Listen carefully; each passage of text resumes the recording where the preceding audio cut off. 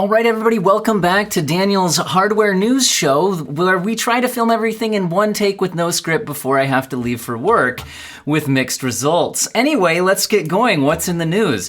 I think the most exciting thing today is some information about the Ryzen 7 5800X 3D. We have both some pricing information and a launch date, although to be clear, this is leaked information, not officially announced from AMD. Although the source here, Video Cards, is claiming it's one of their best sources. And I actually do recognize the source they're claiming credit for here, this Disclosuzen, who discloses lots of information for video cards. And from my memory, and I track this stuff, for quite a while now, is that this source is usually accurate. So that's interesting. Also, if you're kind of not in the know on what even is this thing, don't we already have a 5800X? Why is this coming out? What's the big deal? It's the 3D piece here. This has the 3D V-cache, and all signs point to that making this possibly the world's fastest gaming CPU when it launches, reclaiming that crown from Intel's Alder Lake. Now, obviously, we need independent benchmarks and reviews to actually reveal whether or not that's the case. But what's really exciting here is that this would be a final upgrade path for the AM4 processor socket, and a lot of motherboards have that. Now, what I'm really interested in is which motherboards either at launch or at least eventually get support for this chip, because this could mean that somebody who bought an AM4 motherboard quite a while back with a much lower end CPU could end up slotting this in as their kind of final stop and actually being good for years to come. Because I have a feeling that this thing, you wouldn't need to upgrade this for quite a while for any reasonable amount of gaming performance. Now, there's a couple of drawbacks here, although I will say that the pricing here, while that's high, it's also lower than what a lot of rumors and speculation were predicting, because again, with the gaming performance that this is at least supposed to have, it's going to be a super, super sought after chip, would be my guess.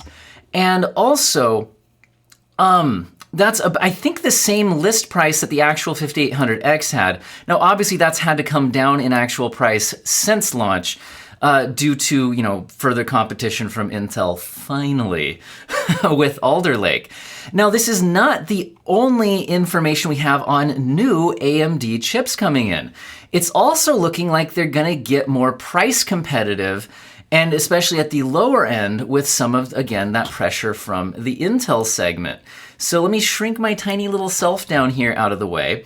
And so in addition to all of this, we see that there's going to be a 5700X on the way. Now, to be clear, this is still rumored via Disclosuzen, who I believe is a good source, but not officially announced by AMD. I feel like I need to repeat that. But anyway, so in addition to the 5800X 3D coming in here, which is an 8-core 16-thread chip, you can see the frequency numbers here. By the way, we'll compare that to the actual 5800X because there's some interesting stuff here. But we're also looking like we'll see a 5700X, which is another 8-core 16-thread part, coming in at $299. We'll see a Ryzen 5 5600 non-X. Don't we already have a 5600? Yeah, but this is the non-X version. We'll be getting a 5500 and a 4600G and a 4500. That chunk are all 6-core 12 threads, but you can take a look at the clock speeds, cache amounts, and the, other kind of cache amount with the pricing. And then even a Ryzen 3 4100. Now, what's going on with all of this? Well, for one thing, what do you think the 4000, like the 4100? Well, the Video Cards article is speculating that these are most likely these 4000 series cards are based on Renoir X with the iGPU disabled, and that could be why we're distinguishing on that numbering system. Also, here's what's interesting to me. This is what Video Cards shows when you stack these together with what we currently have available, right? So one thing that pops out here is the 5800X versus the 5800X 3D. You'll notice that the base clock on the 3D model is actually much lower than the base clock on the 5800X. Its boost clock is also lower as well. The huge difference here is the cache. That's kind of the whole point. And that cache should then more than make up for those clock speed differences, especially in gaming, as far as the overall performance. And notice it's coming in at that same pricing that the 5800X launched for, although nowadays you can get it much, much cheaper. Now, the other chips here that we're seeing coming in here are also stacked up. So if we see like how does the 5600 compare against like the 5600X and the 5600G, you can again note some clock speed reductions as well as pricing reductions and cache differences. For example, this has more cache than the 5600G, but even cache with the 5800X, but it's down a few gigahertz on your base clocks and boost clocks and such. So I think this is all really interesting, although I'd really like to see AMD actually just get their next set of chips out there. But I've been saying for a while now, ever since Alder Lake launched, AMD needed to get more price competitive. Now, one last little leak. Now, this one is from a different source, and I do not know this source, and so for all I know, this is a random account on the internet just making crap up. But it's being reported by several websites like WCCF Tech here, so I'll just mention it. They're claiming that the 5800X 3D does not support overclocking, and then they include a shot of the chip with the actual model number, blurred out here. I don't know, guys. This could just be some random person with an engineering sample where the overclocking's disabled. This could be a random person on the internet just making crap up. This could also be true, and even of the main models. Now, if this was true, my speculation would be that all of that increased cache, and my understanding of it is it's kind of like above stuff. That's the whole 3D thing. It could be that the heat generated on the chip kind of interferes with that cache, and so maybe there's some thermal issues here that would restrict overclocking. I don't know, guys, but I thought I'd just throw that out here. Now, last little bit on AMD processors. Now, this is now official press release from AMD. The Ryzen Threadripper's finally out and available, and they started with this Lenovo ThinkStation P620, but I think we've also seen some further ones announced. Now, why would you care? Well, I think if you care about one of these, you already know you care about one of these, because a very special person needs a 64-core, 128-thread processor, although there are other models as well. And the claimed performance speed here versus the Intel Xenon, the 2X Intel Xenon 8280, does show some big performance gains, but again, that is a chart from AMD themselves. Obviously, we want to see some actual reviews. Hey, let's jump into some GPU stuff. So we got a couple of days ago, Igor from Igor's lab, I believe, stating that, well, here's the actual statement. Several different sources have told me of another Intel card postponement, at least as far as SKU 1 to 3, the three performance models, are concerned. There are currently consistent rumors that the first models will be released between May 2nd, 2022 and June 1st, 2022.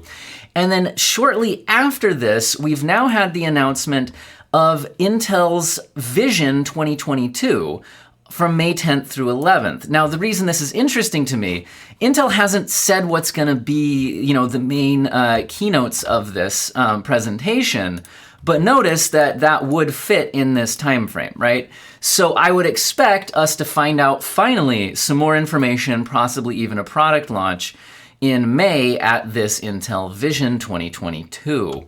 Now, other GPU-related news. Video Cards has got a leak of the official embargo dates on the RTX 3090 Ti, pointing to both the product announcement and reviews and on shelf time all being exactly the same, March 29th at 6 a.m. Pacific time, although I think I can already tell you what you need to know about this card. It's going to be a couple percent faster than the 3090, which is already overpriced, and this will probably cost thousands more. So, yay. But hey, if you want the absolute best of the best, a few months before a new GPU comes out that absolutely crushes it with the 4000 series and 7000 series from AMD, you will go ahead and have your best of the best for a few months, and some people do have that kind of money. Now, from the AMD side of things, they are going to be refreshing, at least this is tagged as a rumor again, and this is coming from Enthusiastic Citizen over at Chip Hell, so This is once again a source that I don't really have any good info on. But what are they saying? Basically, the 50 versions, right? So we have a 6900 XT, there's going to be a 6950. There's a 6700 XT, there's going to be a 6750. That's the idea. What does the 50 mean? The basic idea is that it just has 18 gigabit per second memory rather than, I think, the 16 gigabit per second memory that we currently have, which should give a slight performance bump, and who knows, maybe there's a few other little tweaks. But I would imagine only a few percent difference. This isn't going to be that big of a deal. Just a little bit of a slightly faster refresh denoted by those. Now, the rumor here is, because we've already had rumors of that for a while, the difference here is they're giving an actual date on 420 and 421. So interesting, but I don't know this source, so we'll see. Now, one more little thing on the GPU space. This is an interesting take from WCCF Tech. They pulled this from Colette Kress, NVIDIA CFO. The COVID-19 pandemic and the supply chain issues it exacerbated gave NVIDIA an opportunity for the gaming side of the business to sell both RTX 30 series and Turing architecture-based RTX 20 series graphics cards, Kress said. So we've been doing that to provide more and more supply to our gamers, Kress said, and we may see something like that continue in the future. That's the big thing. It was successful. The big thing was inserted by me. It was successful with Ampere, and we'll see as we move forward. Wow, did I just say the big thing was inserted by me? That was not. That could be interpreted different than how I intended. Woo. Anyway, the point is that the big deal here is we may see something like that continue in the future. In other words, when the 4000 series launches, they may actually continue production of the 30 series, and it's also unclear, they could even be continuing production of the 20 series. And the idea here is that we think the 40 series is going to be on a TSMC process, whereas our 30 series has been being produced on a Samsung process. So these are actually at different foundries, and they're not eating into the same production space, although some of the underlying components and things like that are still within the same supply chain. But this could be an idea to keep GPU supply out there. So maybe our 4080 launches, but we still have a lot of production of 2060s and 3060s, maybe even 3080s, that kind of stuff. But we don't have a lot of specifics there. Next thing, a little bit on the security side of things. So, well, not necessarily security, but also just some issues. So we all know that Windows 11 has this whole TPM requirement thing that's sort of enforced, kind of. But AMD has had some issues on their CPUs with their fTPM. And the point here is that they're acknowledging the issue and is saying that they're going to introduce some BIOS updates to help fix this. But I think that this isn't officially coming until May, but they're also providing some kind of workarounds. So anyway, if this is an issue you've been running into where you're getting stutters due to this fTPM on Windows 11, I haven't changed to Windows 11 precisely to avoid this type of issue with the growing pains on it. There you go. Also on the negative side of things, we have, I recently reported on NVIDIA's getting a bunch of data hacked and leaked. Well, they're signing certificates, which are expired, but can still be accepted by Windows until there's some sort of security update or something like that. Could be being used to sign malware, so just be careful with this. And last couple real quick things, I don't usually talk about Mac, but it looks like their M1 Ultra is massive, and there's some leaked benchmarks. Now this is just one leaked benchmark, but showing that it could be faster than the 28-core Intel Mac Pro. Again, that's the Mac Pro based on the 28-core Intel, in both single and multi-core, but this is just one leaked benchmark, and I don't really cover a lot of Mac stuff, so I'm just touching on it that quickly. Last thing I'll mention regarding GPU pricing, I posted this on my community page, but it looks like pricing is continuing to fall. This is not MSRP, but I haven't seen a 3080 sitting in stock, by the way, for over 12 hours now, for $1,100. That has been unheard of for at least a year. Prices like this haven't been seen in a long time, at least sitting in stock. They used to sell out instantly at this price. So it is further info that things are maybe getting better. And the last thing I want to do is a massive thank you to my channel members. I've had a few joining recently that I haven't given a shout out to yet. If you're interested in joining, there is a join button down there below the video. This helps financially support my channel so I can buy more hardware for testing, get you more content, all of that. And thank you to my longer-term channel members as well. You'll notice that they get membership badges, and these increase over time, getting cool new colors and all of that. You also get some early access to some of my content. There's also some exclusive member videos. I'll try to be producing more of those in the near future. Shout-outs like this one, priority response to comments, all of that. So then the main thing is you get to know that you're helping me out. Thank you guys very much and have an excellent day.